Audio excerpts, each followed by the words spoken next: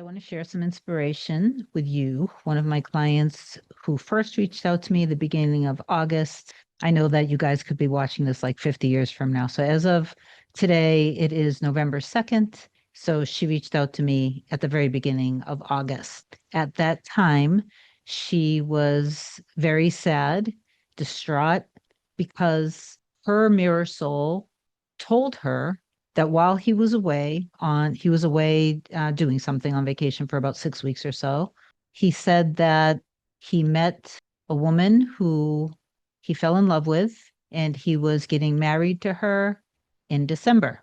So we worked together, and she just sent me an update. I intend that this will help inspire a lot of you.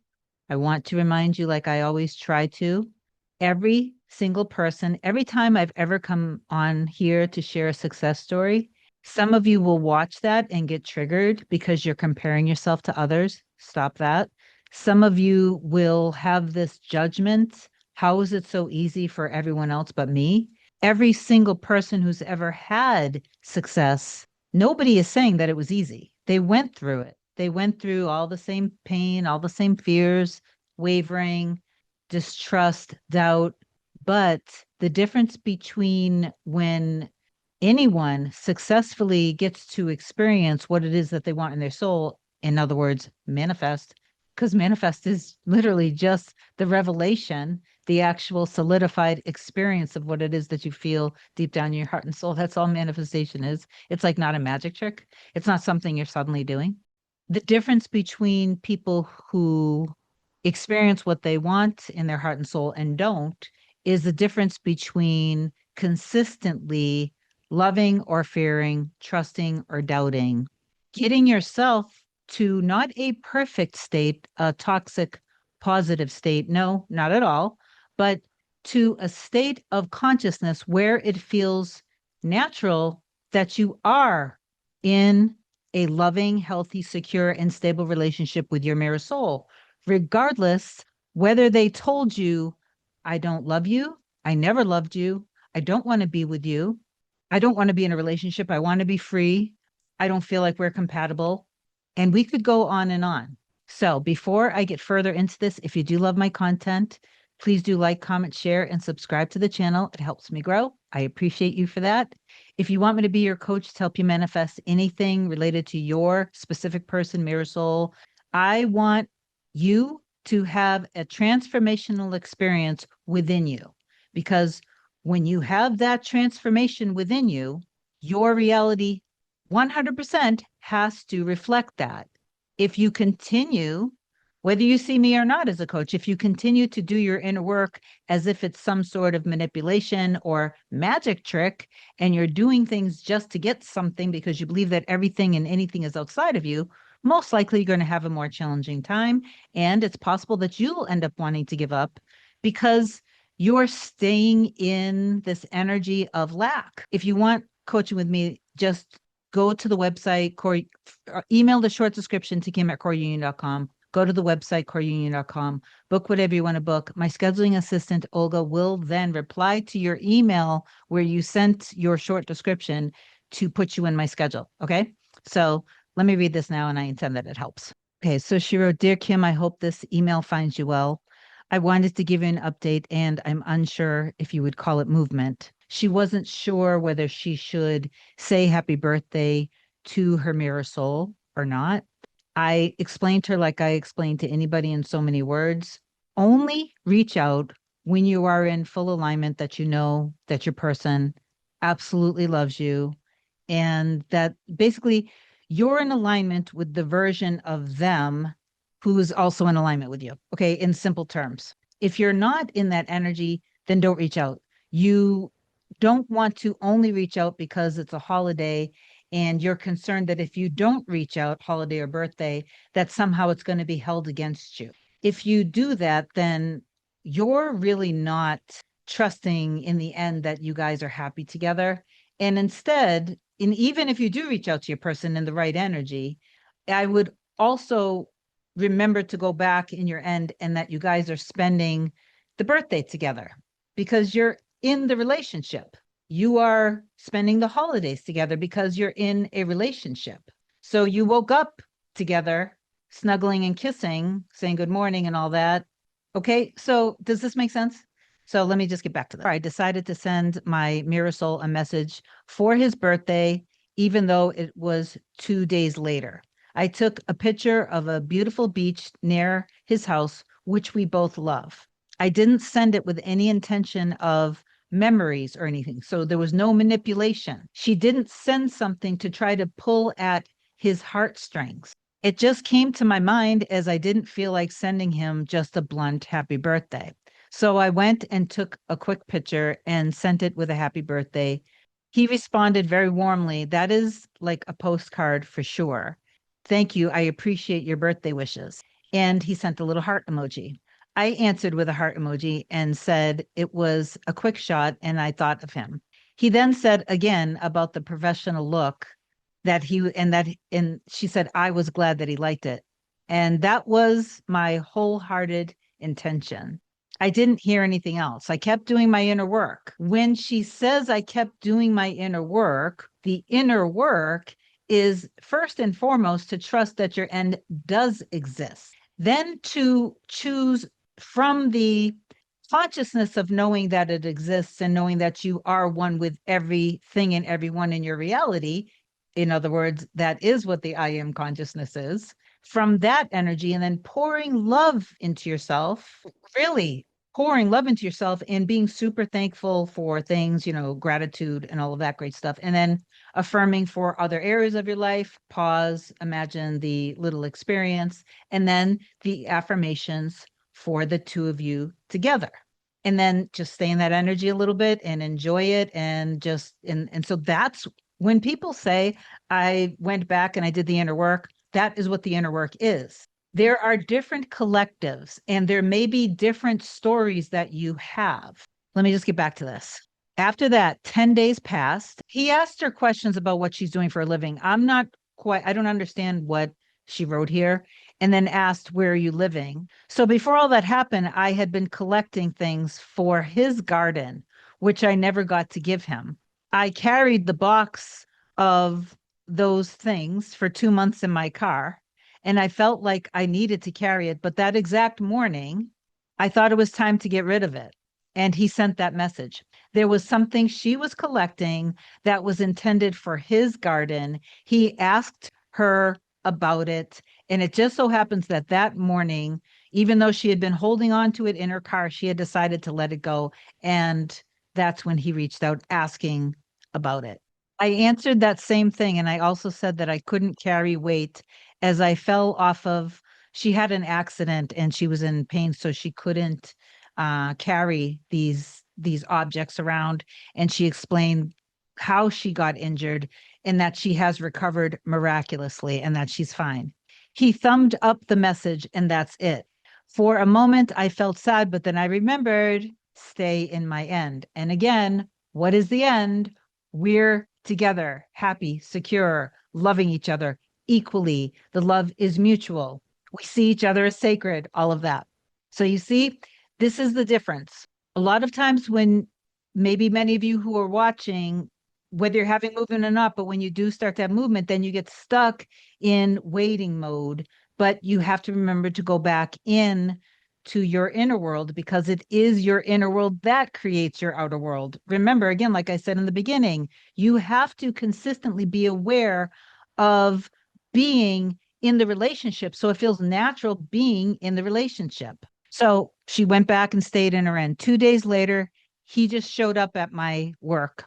I kind of knew I would see him that day. I put a special flowered shirt on, and he was wearing his only flowered shirt. We hugged. I really did squeeze him, and we talked a lot. He asked me about what happened with me when I injured myself and other non-important things. He grabbed the things that I was collecting for him from my car, and then he stayed longer. The shop where she works got quiet, but with customers still, and he would wait for them to leave. Then he left, and I squeezed him again. He didn't squeeze me that much back. He told me he was leaving the next day to go renew something with his passport. Coincidentally, I offered some bliss ball that I coincidentally made over the weekend and he loves it. But he said he doesn't have time to pick it up. Then I had the impulse to drop by his house the next morning. Yes, a total love impulse because I know he loves them. I dropped them out at the fence and sent a picture to him. I don't know what bliss balls are. So, and he left knowing that I have to be okay with the consequences. I also called him to make sure that he sees them, but I got no reply. I felt sad, but I had to let it go. Then and there, I didn't hear from him the whole day. By nighttime, he sent me a birthday emoji. I don't know why. And then saying he would give this to his grandnephews he would see during the trip, and he would make them call her. She was sad for a moment as he somehow didn't want to eat them and would give them to his nephews. But I kept it high. I kept it high and persisted. 2 days later, he asked me what time would I arrive home to let the kids call me. He never called that day. I waited. I was excited. He sent a message later while I was sleeping saying he totally forgot and they had an early dinner and a big day and he said good night. I thanked him for his message and I asked him a quick health question as something had happened to me in my eye that he knew of previously. He replied with the name and some comments, but not really caring for it. I never heard from him, but I kept persisting. A week later, he explained why he hasn't called me with the kids as they were away with their mothers, asked me for a day to call. I suggested a day, and that never happened again. A whole week passed, and I received another message that he's back home and if he can pick up more of the objects that she was saving for him Saturday morning as he's leaving Sunday to go away again. I said yes, and we agreed to meet on the beach. But as I was ready early, I boldly decided to go to his house and drop the objects off for him. By the way, he doesn't need the objects at all as he doesn't have time to even use them. So I got there and we hugged. He did really hug me, lowered his body to level up with me. And it was so long. And I said, I love your hugs. And then I said, I love you. He kept hugging me and started to move his hands and kind of massaged me. But then we stopped. He told me he needed to go soon. I said, yes, I will go. I know you're busy. We kept talking and talking about nothing important. And it was getting really hot when I said, hey, I'm confused. He said, about what? About you being with someone. And he said, no, I'm single. I don't have a girlfriend. Then I said, but you said you were going to be getting married. And he said, that was a joke. After a moment, I should have stopped as I was still in shock. But at the same time, I was in heaven having him hugging me. So we did have a passionate, intimacy together. It's always like that for us. It was really beautiful between us. This time, certain things didn't happen because I felt like I wasn't ready for intimacy. But at that moment, I was just in a dream. It was so blurry. I literally opened my eyes while we were kissing and I couldn't believe it. We kept talking for hours. He is such a great and wonderful entertainer. I wish we would have talked deeply about each other, but this hasn't happened since we broke up 2 years ago. And then he said, I really need to go. We hugged and I said that my heart still beats for him. And he said, I am aware of that. She said that was tough to hear because he didn't just reply back, I love you too. This is the little dance now that happens. And this is where some of you lose your footing, so to speak, because when it gets a little shaky or wobbly in the 3D and things are said or not said, to my client and to all of you watching, to my client, you caught yourself perfectly and you remembered to embody the wish fulfilled.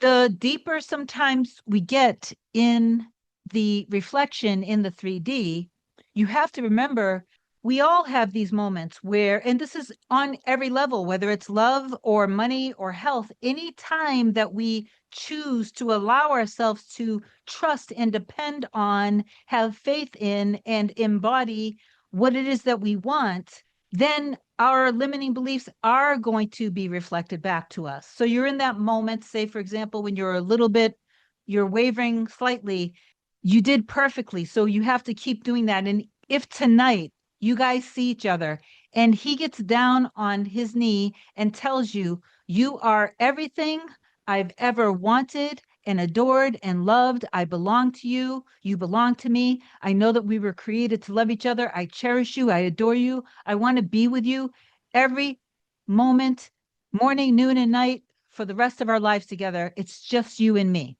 Even if he says that tonight, you don't stop persisting in your end. And then as it unfolds and you guys get closer and closer, and then you're seeing each other more and more, and then you're planning to live together. And then even when you're living together and you're waking up and in the physical, you guys are waking up together, you continually claim a healthy, happy, secure life. Your state of consciousness is embodying who you truly are and who they truly are in a healthy, loving, secure, stable, harmonious relationship together. You want to continue to persist until that feels natural. And then when or if you see or hear something that kind of isn't in alignment with that, you take the time to detach this emotion that you're feeling, detach it from your person, and just go within and give yourself love. Take it all, surrender, hand it over. Just hand it over, surrender it. And then do revision only if usually we have memories that come up. Do a little revision from things that may have happened to you that made you believe that love isn't safe, that relationships aren't safe, that men or women or people are dangerous, or you can't depend or rely on somebody, all of that stuff. Do a little revision. Let it just, we all know, really, technically speaking, we all really know, but sometimes we suppress those things. Don't suppress your emotions, okay? Love yourself through it. It'll be okay. If I never want anybody to do revision with anything that was super harmful regarding anything abusive that happened to them when they were children, if it was sexual abuse or physical abuse, anything harmful, absolutely 100% don't do revision. Don't do that. But you can be aware of it and you can take it all and surrender it over and hand it over and then remind yourself that's not who I am anymore. And I do deserve to be loved. I deserve affection. I deserve intimacy. I deserve laughter. I deserve joy. Intimacy is safe. Pleasure in my body is safe. Companionship, all of that wonderful stuff that comes along with a relationship. Okay. You do deserve that. So allow yourself to trust in yourself and trust in your mirror soul. Okay. I love you. I intend this helped. Affirm down below that you have received this message in some powerful way, just to really solidify it in your reality, and reach out to me if you need me. Have an amazing day. I'll talk to you soon. Bye.